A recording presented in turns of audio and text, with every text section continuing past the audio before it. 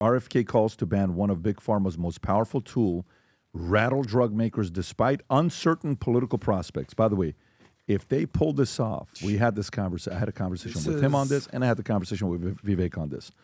So Bobby Kennedy, nominated by Trump as HHS, has alarmed drug makers with his push to ban direct-to-consumer pharmaceutical advertising, saying on October 31st in Glendale, Arizona, one of the things I'm going to advise Trump to do in order to correct the chronic disease epidemic is to ban pharmaceutical advertising on TV. He noted there's only 2 countries in the world, us and New Zealand, and we have the highest disease rate, and we buy more drugs, and they're more expensive than anywhere in the world. If confirmed, Kennedy could influence the FDA and HHS, which regulate the ads.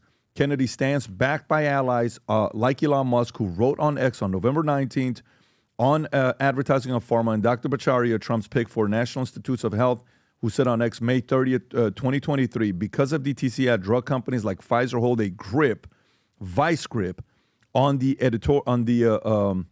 editorial policies and for conventional American media, suggest media buys from ad revenue. Adam. PBD, I got to give credit to where credit's due. You called this a long time ago. So in that same podcast, correct me if I'm wrong, we were in Boca. It was 2021. We were in the studio. It was our friend Zuby was in the house. Mm-hmm. We were talking about Saudi. We were talking about the difference between New York City and Saudi.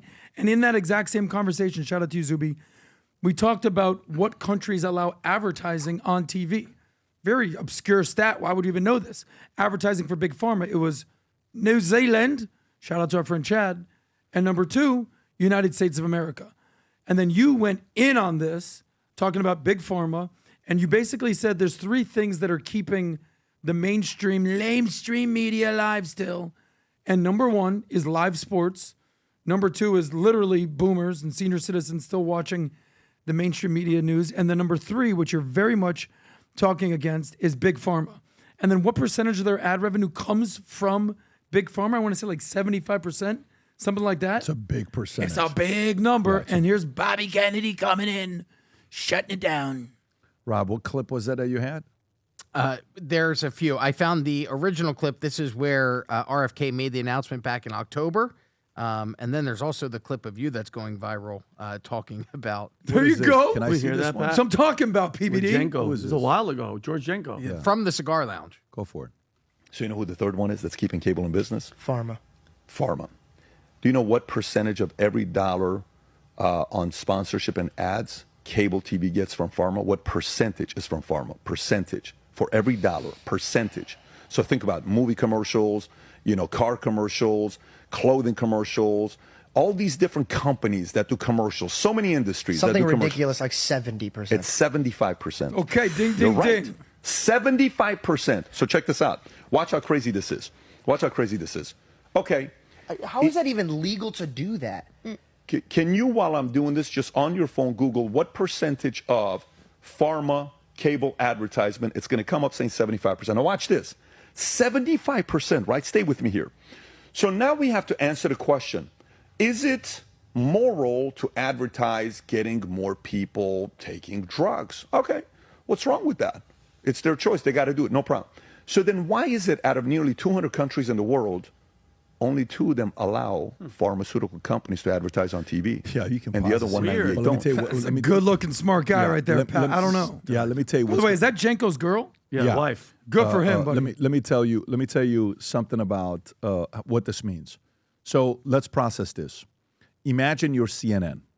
Imagine you're Fox. Mm-hmm. Now, imagine you're MSNBC. Imagine you're CBS. Every one of these guys is taking money from pharma, just so you know that. Mm-hmm. Every one of them. 75 years old, back problems, knee problem, hip problems, all this, whatever it is, they're taking the money, right? If that number is 75%, Vinny, Yeah. if a talent at MSNBC or CNN is making $6 million, 75% of revenue goes away. What is a 75% reduction to a $6 million salary? What do you go to? 4 off? You're now officially at $1.5 million. Jeez. So if you're paying somebody $6 million at CNN, now it's $1.5 million. Do you know how different life is at $6 million versus $1.5? It's a very different life. It's very Living in New different, York, I half know. of it is gone already for taxes. Yeah. You got to give 10% of it to your manager that negotiated that deal. Okay, so $1.5 million, $150 goes to him. So then you're left with whatever, and then you're left with six. Now you're no longer in New York able to live on Long Island or whatever they had. Lifestyle changes very quickly. If he approves this, half of mainstream media companies are for sale.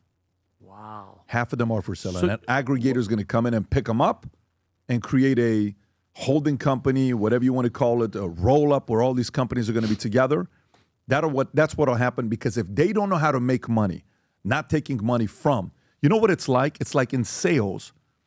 When Tom and I one time were in a Vistage meeting, we're talking 15 years ago, 16 years ago. One of the guys in a Vistage meeting, I won't say his name, but it was a Middle Eastern guy. I think you helped him out for about 1.5 years as well.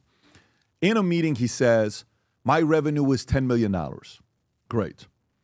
And then he says, guy named John asks, what's your biggest revenue? Is it from one client? He says, yeah, one of my clients brings $7 million of that $10 million. John says, what are you going to do if you lose that one client? And you see the guy's look on his face. He's a little bit like, Wait a minute. why'd you ask me a question like that? It's a tough question to ask. You know what happens? They lose the guy. What happens if you lose that guy? It's your finito. You go from 10 million to what now? 3 million. 3 million. So there's a big business there, big difference in that business there. If Big Pharma is out, Rachel Maddow loses money. well, Rachel Maddow's holding MSNBC, in my opinion, hostage because she's got something on them. I don't know what it is. But if that happens, it's disruption at the highest level. Tom, your thoughts? All the small channels. So what do we know about CNN and MSNBC today? They're barely hanging on. They're not getting viewership. And what do we also know is happening with over-the-top and cable rates? They're losing cable rates. They're losing money from, not losing money, but the money they used to get from DirecTV is going down. The money they used to get from the cable side is going down because the subscribers are going down. If now they're already today, with the viewership going down, they can't charge as much for ads from pharmaceutical companies and among them, and they're already out there trimming. I mean, CNN went and cut everybody was cut 50% at least, except Anderson Cooper. And there you go. The small, like MSNBC, I don't think it's a viable channel anymore. I think it's gone. I don't think it's for sale. I think that it's just gone. There's nothing to do. They say, well, look, now we got viewership here. We can only get this much ad dollars. So we have to cancel these contracts. What do you have left? What do you have left? You don't have a viable business left. And that's it. You know what's screwing things up? Yesterday we were at the cigar lounge last night. Guess what you turn on to watch cable nowadays? You'll turn on Hulu. Yeah. You'll turn on YouTube.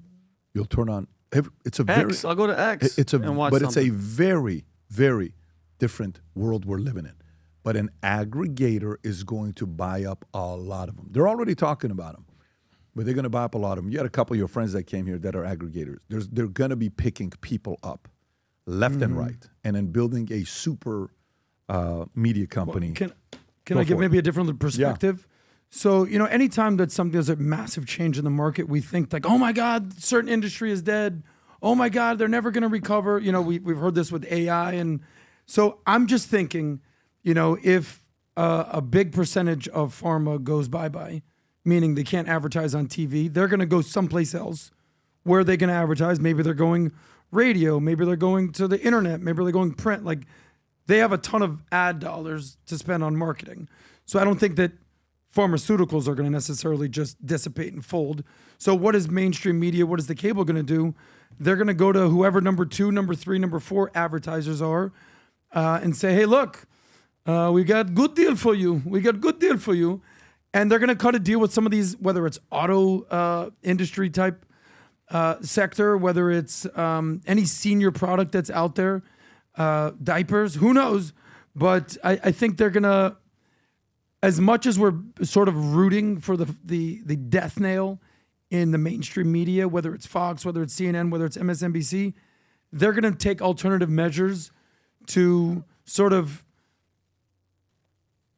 bring in advertisers to still advertise on TV. They're not just going to fold. They're going to fight. You think MSNBC and CNN, all these people are going to? I don't think. I think we're going to see. They're not just going to go out without a fight. No, they're going to go to the rest of their advertisers and say, like, who are the biggest advertisers on mainstream media? Pharmaceuticals, 75%, automotive, cars, retail, consumer packaging, apparently, insurance technology. So you're going to see other, here you go, Progressive, Carvana, T-Mobile. That's old though. It's 2020. Yeah. All right, but the point is, all these companies are going to have more opportunities because, Rob, you know this because you worked in radio. It's only going to be one thing. There's only going to be what? It's only going to be one shift. Look, newspapers. Mm-hmm. Okay, what happened to newspapers? The physical newspaper. They went online. They went digital. If CNN, MSNBC, these guys don't know how to go digital, it's over. It's over. They're going to be discounted.